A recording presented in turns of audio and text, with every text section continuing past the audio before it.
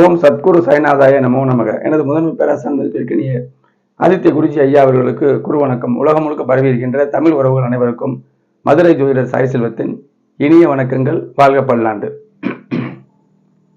வருகின்ற ஜூன் மாதம் 2ஆம் தேதி இயற்கை சுபக்கிரகங்களில் முதன்மையான குரு பகவான் உச்ச நிலையில் மிதுன ராசியிலிருந்து கடகராசிக்கு பிரவேசிக்கிறார். அங்கே ஒரு வருஷ காலம் இருப்பார். 2026 ஜூன்ல இருந்து 2027 ஜூன் வரைக்கும் இங்கே இருப்பார். கோல்சாரத்தில் எல்லா கிரகங்களும் தாக்கங்களை ஏற்படுத்தும் என்றாலும் வருஷ கிரகங்கள் அதிகமாகவே நெடுநாட்கள் அந்த தாக்கங்களை ஏற்படுத்தும். உச்ச நிலையில் வேற இருக்காரு. போன காலங்களில் போன 12 வருஷத்துக்கு முன்னாடி அதுக்கு முன்னாடி கூட இருள் கிரகங்களின் தொடர்பை பெற்று ஒளி குறைந்த நிலை இருந்தார். தற்பொழுது சனி செவ்வாயுடைய தொடர்புகள் இல்லாமல், செவ்வாய் கூட மங்களமா வரும், மங்கள யோகமா வரும். சனி தொடர்பு கொண்டா ஒளி குறையுங்க கண்டிப்பா. குருவுக்கு திறன் குறையும், ஒளினா திறன். இப்ப உச்ச நிலையில் இருக்காரு.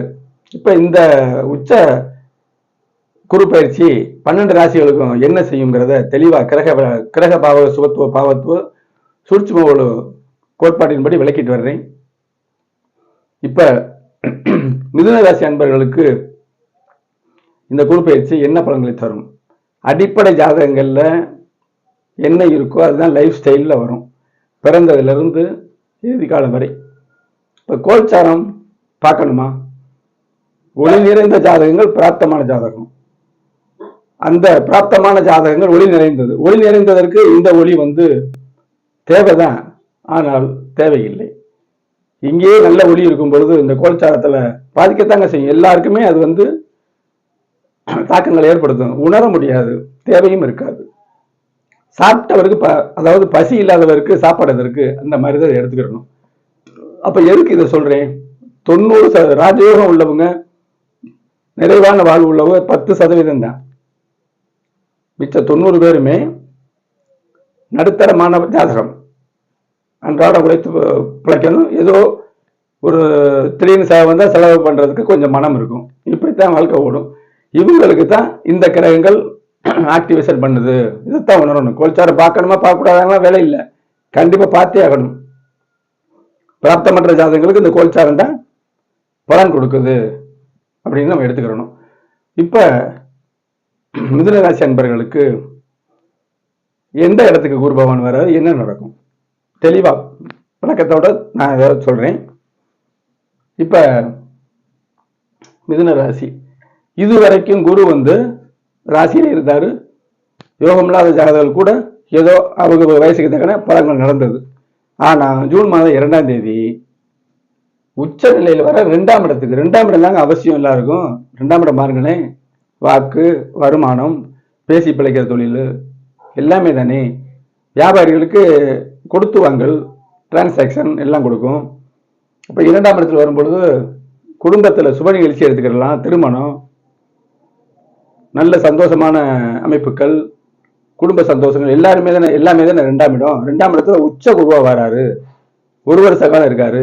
உங்க ஜாதகத்தின் தசாபுத்திகளுக்கு தகுந்தவாறு இந்த கோல்சார பலனை எடுத்து சொல்லணும். இப்ப இன்னொரு நுட்பமா சொல்றேன். ஒவ்வொரு ராசியிலையும் 12 லக்கணங்கள் வரும். மிதுன ராசிக்கு 12 லக்கணம். மிதுன ராசி கடக லக்கணம், மிதுன ராசி சிம்ம லக்கணம், இப்படி வரும். 12 லக்கணமும் பிறந்திருப்போம்.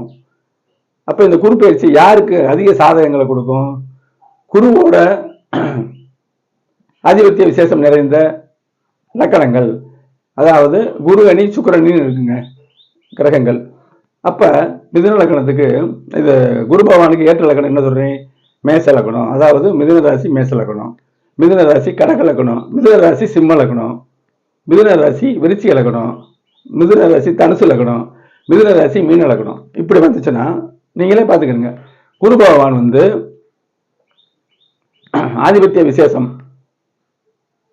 அதாவது நல்லது செய்ய கடமைப்பட்டவர் அப்படின்னு எடுத்துக்கிறேங்க. லக்கணத்துக்கு கோச்சாரம் இல்லைங்கிறேன். அப்புறம் ஏன் லக்கணத்தை சொல்றீங்கன்னு கேட்டீங்கன்னா, முதல்ல உங்க ஜாதகங்களை நான் பார்க்காமலே அடிப்படை விஷயத்தை சொல்றது. இப்ப மிதுன ராசி அன்பர்கள் கோடீஸ்வரா இருப்பாங்க, அடுத்த நிலையில் இருப்பாங்க, அன்றாடம் காட்சிகள் இருப்பாங்க, வேலையே இல்லாம திணறுவாங்க, ரொம்ப சிரமப்படுவாங்க. இவங்க பூரா தானே இருக்கும், பல லட்சம் பேர்ல. இப்ப யாருக்கு இது பொருந்தும் அப்படின்னு பாத்தீங்கன்னா 90% உள்ள அமைப்பு அவங்களுக்கு தானே பொருந்தும். அப்படிங்கிற அமைப்பை தான் நான் சொல்லிட்டு வர்றேன்.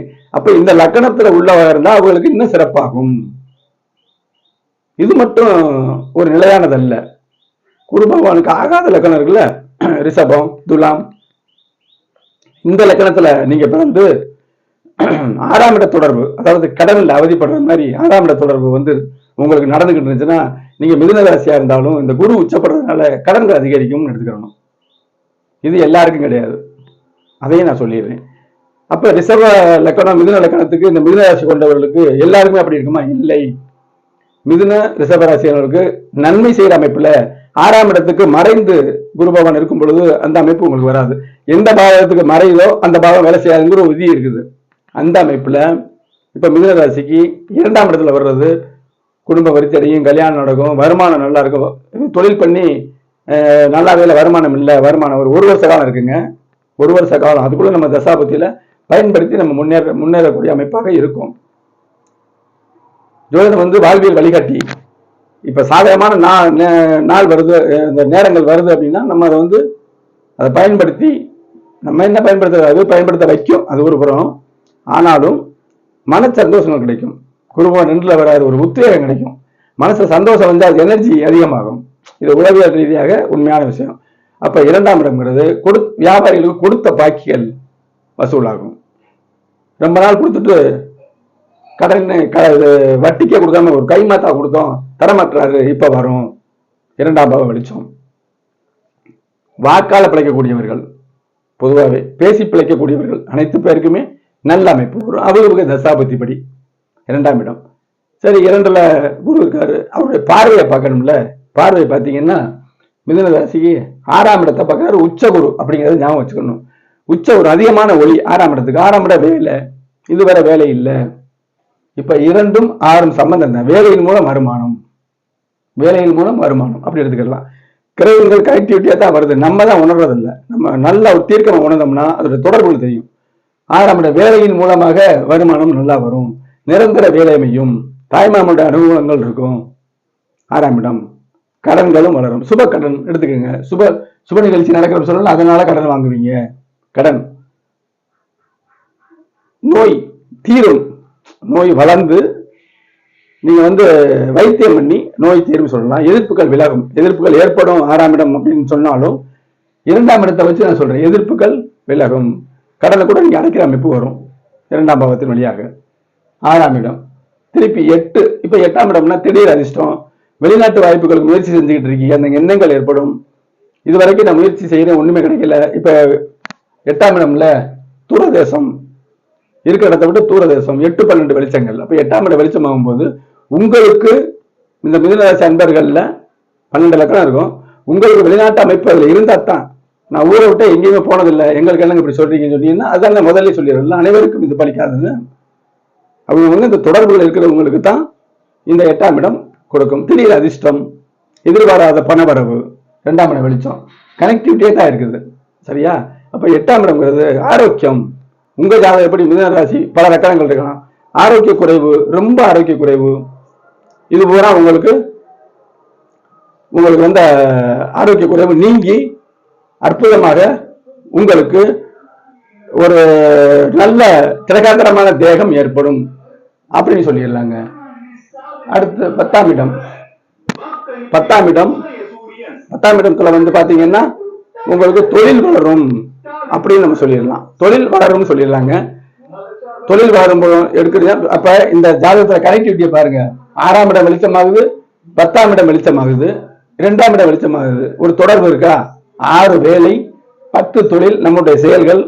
உச்ச குரு பார்க்கிறாரு. 6ஆம் இடமும் 10ஆம் இடமும் வலுவிழந்த மீனராசி அன்பர்களுக்கு கூட இந்த ஒரு வருஷத்துல இவர் வந்து பூஸ்ட் செஞ்சு அந்த செயல்களை விரிவுபடுத்தி உங்களுக்கு நிச்சயம் தருவார். உங்க ஜாதகத்துல குரு தசை நன்மை செய்யற அமைப்புல திணறிக்கிட்டு இருந்தாலும் 50% பலன் செய்யற அமைப்புல இருந்தாலும் இந்த உச்ச குருவானது அதை வந்து 100% ஆக்கும். இதுதான் நுட்பமான விஷயம். அப்ப தொழில் வேலை நிரந்தரமாகும், தொழில் கிடைக்கும், வருமானம் வரும் அற்புதமாக. அதுக்கு நீங்க ஆரோக்கியமா இருக்கணும்ல, ஆரோக்கியமா நீங்க இருக்கீங்க. கோல்சாரமான இருந்தாலும் சரி, ஒரு ஜாதகத்தை எடுத்த உடனே கோல்சாரமாக இருந்தாலும் சரி, அதனுடைய கிரக நிலைகளை பார்க்கும் பொழுது பலன் சொல்ற ஜாதகமா இருந்தாலும் சரி, அடிப்படையில எல்லாமே ஒரு கனெக்டிவிட்டியா தாங்க இருக்கும். கோல்சாரத்துல கண்டிப்பா கனெக்டிவிட்டி உண்டு. அப்ப இந்த மிதுன ராசிக்கு இந்த வருஷம் அற்புதமா சொல்லிடுறான். வேலை தொழில் நிரந்தரமாகி, 2ஆம் இடம் சேமிப்பு, வருமானம். தொழில் பண்றவங்களுக்கு வருமானம் அதிகம் வந்து சேமிச்சு வச்சுக்கலாம். எதிர்காலத்துல கிரக நிலை எப்படி எப்படியோ மாறும். நம்ம எப்பவுமே வர்றத பூரா அதிகமா செலவழிச்சிடாம சேமித்து வைக்க வேண்டும் அப்படிங்கிறது ஒரு பொதுவான கருத்து. இந்த வருஷம் நீங்க சேமிப்பீங்க, உங்களுக்கு பணம் வந்து தாராளமாக கிடைக்கும், ஆரோக்கியம் நன்றா இருக்கும், உறவு முறைகள் நல்லபடியா இருக்கும், சுப நிகழ்ச்சிகள் நடக்கும். மிதுன ராசிக்கு அற்புதமாக 2ஆம் இடத்துக்கு குரு பகவான் வர்றது ஒரு அதி உன்னதமான அமைப்புங்க. எனது அஸ்ட்ரோ சாய் செல்வம் அப்படிங்கிற யூடியூப் சேனல்ல 1200க்கும் மேற்பட்ட கிரக பாவக சுபத்துவ பாவத்துவ கோட்பாடின் படி சொல்லப்பட்ட வீடியோக்கள் நிறைய இருக்குது. பாருங்க, சப்ஸ்கிரைப் பண்ணுங்க, லைக் பண்ணி ஷேர் பண்ணுங்க. உங்களுக்கு இப்பொழுது குருதசை நடந்து கொண்டிருந்தால் இந்த கோல்சாரத்தை இணைத்து என்ன நடக்கும் அப்படிங்கிறத கேட்டு தெரிந்து கொள்ள வேண்டும் என்றால், உங்களுக்கு வயசுக்கு தகுந்த மாதிரி உங்கள் பிள்ளைகளுக்கு, உங்கள் பேர குழந்தைகளுக்கு என்ன நடக்கும் என்பதை தெளிவாக தெரிந்து கொள்ள இந்த திரையில் தெரியக்கூடிய 90 80 57 13 70 என்ற வாட்ஸ்அப் நம்பர் தொடர்பு கொள்ளுங்க. வாட்ஸ்அப்ல ஜாதகத்தை அனுப்பி ஆன்லைன் முறையில் கேட்டுக்கலாம், நேரிலும் வரலாம். ஜிபே இந்த நம்பர் தாங்க. கட்டண முறையில் மட்டும் கிரக விளக்கத்தோடு பலன்களை கேட்டு தெரிந்து கொள்ளலாம். திருமண பொருத்தம் 10 பொருத்தத்தை பார்க்காம 10 பொருத்தம் ஒண்ணுமே இல்லை. ஜாதக அனுகூல பொருத்தத்தை ஆராய்ந்து, தசாபுத்திகள் ஆராய்ந்து, திருமணத்திற்கு பின்னும் எப்படி இருப்பார்கள் என்பதை நிறைவுடன் உங்களுக்கு சொல்றேன். குடும்ப ஜாதகங்களை பார்த்தால் சிறப்பாக பலன்களை தெரிந்து கொள்ளலாம். இந்த குருப்பெயர்ச்சியில் மிதுன ராசி அன்பர்கள் சீரும் சிறப்புமாக வாழ வாழ்த்துகிறேன். நன்றி, வணக்கம்.